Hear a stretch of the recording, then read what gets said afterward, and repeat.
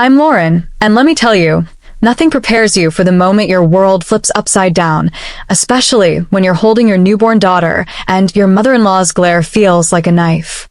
I was 29, living in a modest split-level house in suburban Atlanta, Georgia, when my life unraveled. Those first weeks with my baby girl were a haze of love and bone-deep exhaustion. My body was still healing from childbirth, every step a reminder of the toll it took. The house was a wreck, laundry spilled out of baskets, dishes teetered in the sink, and baby toys littered the floor like landmines. I didn't care. All I wanted was to keep my daughter fed, clean, and safe. But that afternoon, when the doorbell chimed out of nowhere, I felt a knot tighten in my chest. I grew up in a small Georgia town, raised by my mom, who worked double shifts at a diner and a gas station to keep us afloat. She taught me to keep going, no matter how hard things got. But I always dreamed of a stable family, a home filled with laughter. I thought I'd found that with Daniel, my husband. We met in college, where his quiet charm and love for history books won me over. He was a high school teacher now, and I worked part-time as a freelance writer before our daughter arrived. I thought we were building something solid, but the cracks were starting to show. That day, as I rocked my crying daughter, trying to soothe her, the doorbell's sharp ring cut through her wails. I opened the door, and there stood Margaret, my mother-in-law, her lips pursed like she'd bitten a lemon. Margaret was 60, a retired real estate agent who carried herself like she was still closing million-dollar deals. Her pearls gleamed, and her eyes flicked over the cluttered living room. Blankets draped over the couch, a half-empty bottle on the coffee table. I forced a smile, shifting my daughter to my shoulder. "Hey, Margaret.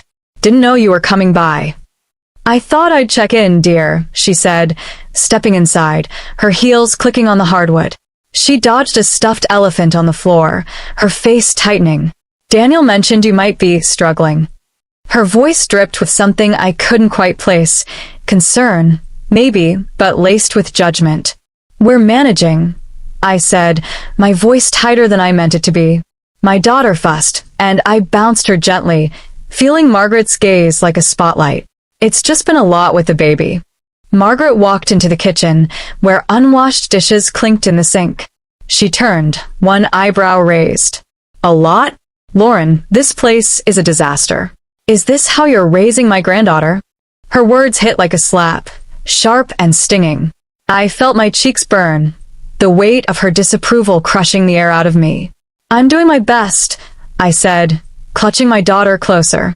"I'm still recovering, and she's not sleeping much." Margaret sighed, long and heavy, like I was a child who'd spilled juice on her carpet. "Being a mother means prioritizing, Lauren. Right now, it looks like you're prioritizing nothing." Her tone was cold, final, like she'd already decided I was failing. I wanted to snap back, to tell her she had no idea what it was like to feel your body and mind stretched to breaking. But before I could, Daniel walked in from the garage, his tie loosened, his face tired from a day of teaching. He froze, sensing the tension. "Hey, Mom. Lauren. Everything okay?" Margaret turned to him, her expression softening, but her voice still sharp. "Daniel, your wife needs guidance. This mess isn't just about a dirty house. It's about responsibility. She's not living up to what this family expects." Daniel glanced at me, his eyes flickering with something, guilt, maybe, or exhaustion. "Mom, Lauren's doing great. It's been tough, with the baby and all." "Tough." Margaret cut in, stepping closer to him. "Daniel, you can't coddle her.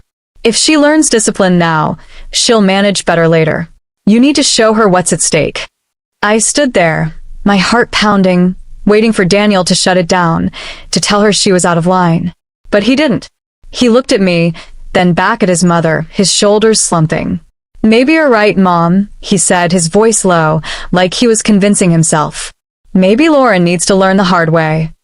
Before I could process his words, his hand moved, fast, too fast. The slap landed on my cheek, a sharp sting that echoed through the room. My daughter's cries spiked, and I held her tight, tears burning my eyes. The pain in my cheek was nothing compared to the betrayal twisting in my gut. Daniel, the man I'd loved since college, had just crossed a line I never thought he'd touch.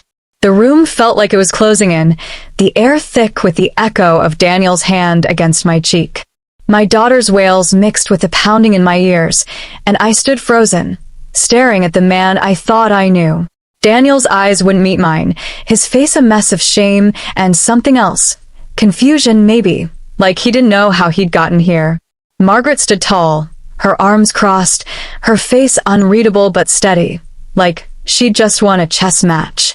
"This is for your own good, Lauren," Daniel said, his voice hollow, like he was reading a script. "You need to learn." Learn? The word burned in my throat. Learn what? That the man I married would raise his hand to me because his mother told him to? That my worth as a mother was tied to a clean kitchen? I wanted to scream, but my daughter's cries angered me. I pressed my lips to her soft head, whispering, "It's okay, baby," though I wasn't sure who I was comforting. Margaret whispered something to Daniel as she headed for the door, her words too low for me to catch, but the way his jaw tightened told me it wasn't kindness. Then she was gone, leaving me with the wreckage of her visit. That night, I couldn't face Daniel. With my daughter in my arms, I slipped into the nursery, a small room painted with soft yellows and stuffed with dreams of the family I thought we'd be. I locked the door, sank into the rocking chair, and let the tears come. The sting on my cheek was fading, but the ache in my chest grew sharper with every replay of the day. Daniel had always been quiet, shaped by years of bending to Margaret's will. Growing up, he'd learned to keep the peace by giving in to her rules, her standards, her vision of a perfect family. I'd seen hints of it before, the way he'd tense when she called, but I never thought it would come to this. As I rocked my daughter, her tiny breath steadying me, I knew I couldn't stay. Not for me, not for her. This house, once a symbol of our future, felt like a cage now, every corner tainted by Margaret's judgment and Daniel's betrayal. I needed a way out, but I had to be smart. Margaret's influence was like a web, and I couldn't risk getting tangled again. The next morning, while Daniel was at school grading papers, I made the call. My hands shook as I dialed Rachel, my friend from college who'd always had my back. Rachel was a nurse, tough as nails after clawing her way out of a controlling relationship years ago. She answered on the second ring. "Lauren? You okay?" Her voice was warm but sharp, like she could hear the fear in my silence. "Ratch, it's bad," I said, my voice cracking. "Daniel, he hit me. Because of Margaret. I need to leave for me and the baby. Can you help?"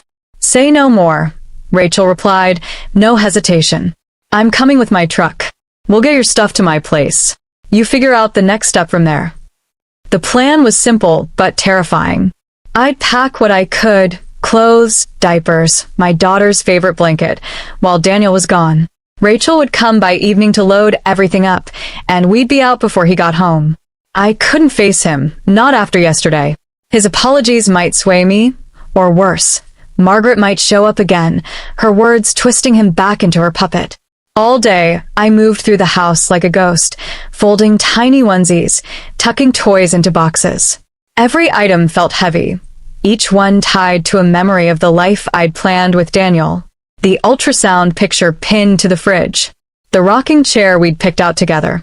But the echo of that slap, the cold glint in Margaret's eyes, they were louder than the memories. By late afternoon, I'd stashed most of our things in the garage, hidden behind old paint cans. Rachel pulled up just as the Georgia sun dipped low, her truck rumbling in the driveway. She walked in, her eyes scanning the boxes, then landing on me. "You ready for this?" she asked, her voice steady but soft. I hugged my daughter close, her warmth grounding me.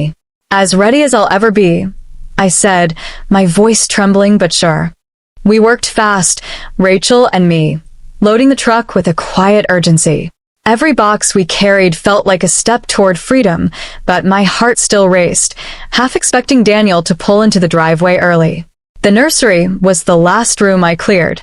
I stood in the doorway, staring at the crib where I'd sung my daughter to sleep, the walls I'd painted with such hope. I whispered a goodbye to the life I'd imagined, then shut the door. As Rachel drove us away, I watched our house shrink in the rearview mirror, my daughter sleeping peacefully in her car seat. The Atlanta skyline loomed in the distance, reminder that I was starting over, but at least I was free. Rachel's apartment was a small, cozy place in Decatur, just outside the city. Her spare room became our sanctuary, filled with the scent of her lavender candles and the warmth of her no-nonsense kindness. That first night, as I tucked my daughter into a borrowed crib, I felt a strange mix of relief and dread. I was safe, but the weight of what had happened clung to me. Margaret's voice, Daniel's hand, it all replayed like a bad dream. But something else was growing inside me. Resolve. I wasn't just running. I wanted Margaret and Daniel to face what they'd done. Not just for me, but so they couldn't hurt anyone else. Over the next few days, I started gathering evidence. Rachel helped me sort through old texts from Daniel, where he'd vent about Margaret's demands but never stood up to her. I found voicemails from Margaret, her tone sharp as she lectured me on proper motherhood. Then there was the video. I'd recorded it by chance one day, when Margaret stopped by, her voice low and commanding as she told Daniel how to handle me. "You can't let her slack, Daniel," she'd said. "Show her what's expected, or she'll drag this family down." His hesitant nods, his silence, they were all there, captured on my phone. Each piece was a brick in the wall I was building, a way to show the world who they really were. I knew exposing them had to be public, somewhere their family couldn't ignore the truth. Sarah, Daniel's cousin, was hosting a big birthday party at her house in Marietta, a suburb north of Atlanta. Sarah was a graphic designer, quiet but observant, and I'd always sensed she saw through Margaret's facade. The party would be packed with relatives, some who'd hinted at unease with Margaret's control over the years. It was the perfect place to lay everything bare. As the day approached, my nerves felt like live wires. Rachel promised to come with me, her presence a steady anchor. "You're not doing this alone," she said, squeezing my hand. I spent hours rehearsing what I'd say, my daughter's soft coos in the background reminding me why I was fighting. This wasn't just about me. It was about giving her a life free from fear, free from the shadows of Margaret's grip. The night of Sarah's birthday party, the air in her Marietta backyard was thick with the smell of barbecue and the hum of family chatter. String lights twinkled above the patio, but my stomach churned as I walked in, Rachel at my side, my daughter in her stroller. Faces turned, some smiled, others whispered, probably sensing the tension that followed me like a shadow. Daniel was there, standing by the grill, his eyes darting to me before looking away. Margaret held court near the dessert table, her laugh loud and forced, like she was trying to prove she was still in charge. Sarah greeted me with a hug, her eyes soft but curious. "Glad you made it, Lauren," she said, glancing at my daughter. "She's getting so big." I nodded, my throat tight, knowing what was coming. After the cake was cut and the small talk faded, I took a deep breath and stood up, my hands shaking but my resolve ironclad. "I need to say something," I called out, my voice cutting through the murmurs. Every head turned, eyes locking on me. "This is about Daniel and Margaret," I said, my voice steady despite the pounding in my chest. "And how they've hurt me and my daughter." Daniel's face paled, and he stepped forward. "Lauren, not here," he said, his voice low, pleading. But I wasn't stopping. I pulled out my phone and connected it to Sarah's Bluetooth speaker.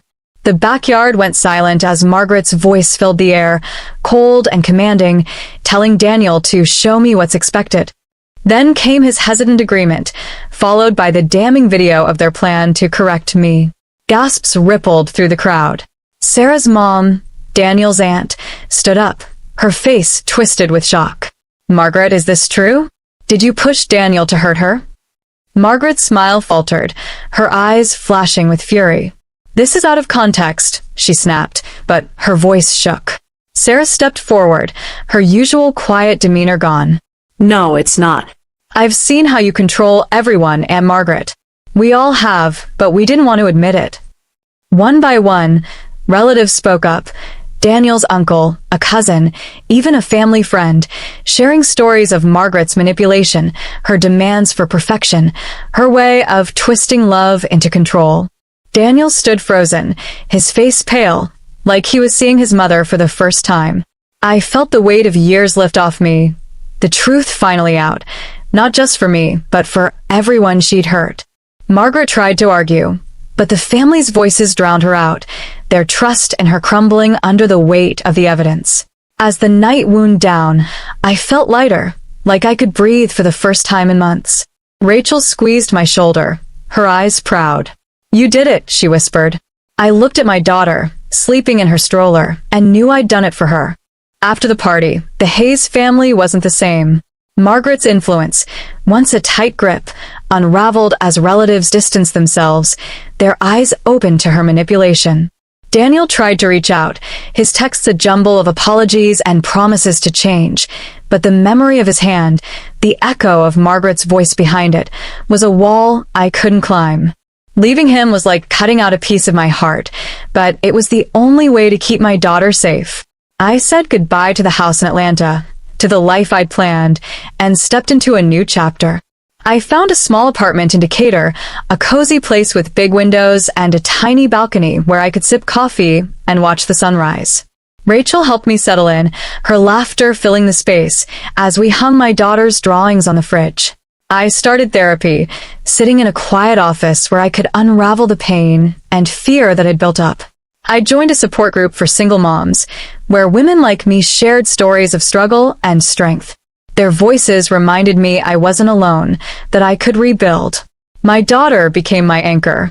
Her giggles as she played with blocks, her tiny hand in mine as we walked to the park, they were sparks of light in the darkness. Slowly, I started to feel like myself again. Not the broken woman who'd fled, but someone stronger, shaped by the fire I'd walked through. I began a blog, pouring my story into words, hoping to reach others trapped in toxic webs. Each post was a step toward healing, a way to turn my pain into purpose. I wrote about the betrayal, the escape, the moment I stood up to Margaret. Strangers left comments, sharing their own battles, and I realized I was building something bigger than myself, a community of survivors.